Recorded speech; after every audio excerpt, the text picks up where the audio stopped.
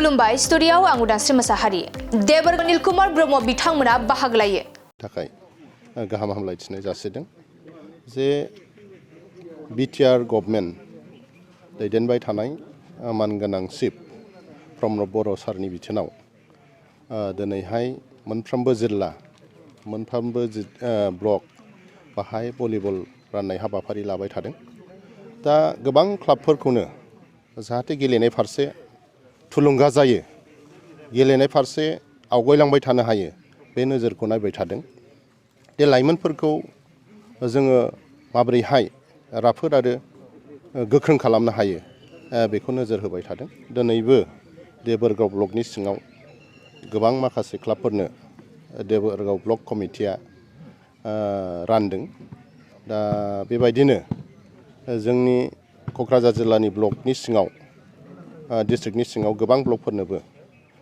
गुबुन गुबुन ब्लकफ्रा राननाय हाबाफारि लादों मैयाबो बावखुंग्रियाव बेबायदिनो राननाय हाबाफारि लादों आरो दाख्लिबो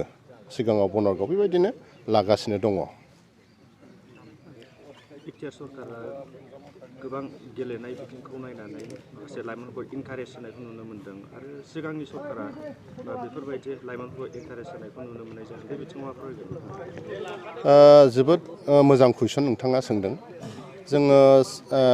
सिगांनि जेनोखि गभर्नमेन्ट बिथांनि सासनाव मा नुबाय थादोंमोन बोरमा खेला माने माबा माबि बायदि बायदि जायखौ जों गोजौ फारसे आवगायनो हाया बैबायदि खेला होनायफोरखौ नुबाय थादोंमोन आरो बेखौ फोजोबनायनि जेबो राहा लामा लायैखौ जों नुबोबाय थादों दा सोलायै बेबो मोनसे सोलायनाय ओंखायनो होनदों परिबर्तन दिनै मानगोनां प्रमद बर' सारनि दैदेननायाव इयुथ्सफोरखौ नोजोर होनानै सिगांफोरावबो जार्सि इजार बायदि बायदि मुवा बेसादफोरखौ जोङो राननाय हाबाफारिखौ मानगोनां प्रमद बर' सारनि राननायखौ खामानि मावनायखौ नुदों नोंथांमोना आरो दाबो रानगासिनो दङ दा इयुथखौ माबोरैहाय लांनो माबोरैहाय बिटिआर ओनसोलखौ गोजोन लाबोनो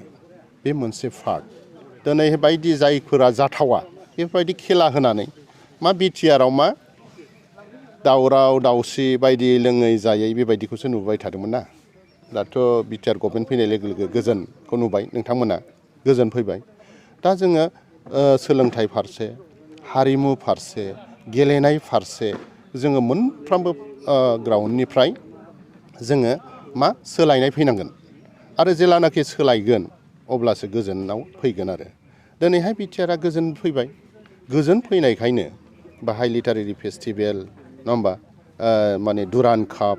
ISPL बायदि बायदि माखासे खेलाफोरा माने क'क्राझाराव बिटिआरनि बिखायाव जाफैनो खाबु मोनदों नङा होमबा मानो बेफोरलाय गोजोनावसो जेलानाखि जे जायगायाव गोजोन थायो बाहायसो बयबो माबा मोनसे खालामनो लुगैयो आरो माबा मोनसे खालामनो थाखाय होसोबोयो दिनैनि नोजोराव नोंथांमोना नुदों जे BPF गभर्नमेन्टआव थानाय माखासे उइंसफोर माखासे माने BSU होननायखौ नोंथांमोना खोनादों बड'लेण्ड स्टुडेन्ट इउनियननि बिथांमोनाबो सेन्ट्रेलनिफ्राय आराम्भ खालामनानै लोब लोब फैगासिनो दं दा बिथांमोननि जेनोखि EMGM मोन सिगांनि डिपुटि चिफ बायदि बायदिमोन बिथांमोनाबो माने गुबुन गुबुन दोलो फारसे खारनो आनज्रायनो लामा लागासिनो दं जोंजोंबो गोबां दैदेनगिरिफ्रा फैगासिनो दं BSUफ्रा फैगासिनो दं नङा होमबा इयुथ BPFनिफ्राय गोबां दैदेनगिरिफ्रा फैगासिनो दं सेन्ट्रेलनिफ्राय आराम्भ खालामनानै दा मानो फैदों गोजोननि थाखायसो फैदोंना बिथांमोना जे 17 बोसोराव मानगोनां हाग्रामा महिलारि दैदेननाय एथ' राफोद गभर्नमेन्ट मोनब्ला मानो UPPL आव फैनांगौमोन नङा होमबा दा मानो फैखो बिथांमोना गोजोनखौ नुहुरदों दा मानगोनां माने बारग' CM हाग्रामा महिलारि बिथाङा दे गावनि सासनखौ मोजां सासन खालामनो हायासै सासन खालामनो हायैखायनो दिनैहाय UPPL फारसे मोखां जानानै लोब लोब बिथांनि कर्मिफ्रा फैगासिनो दङ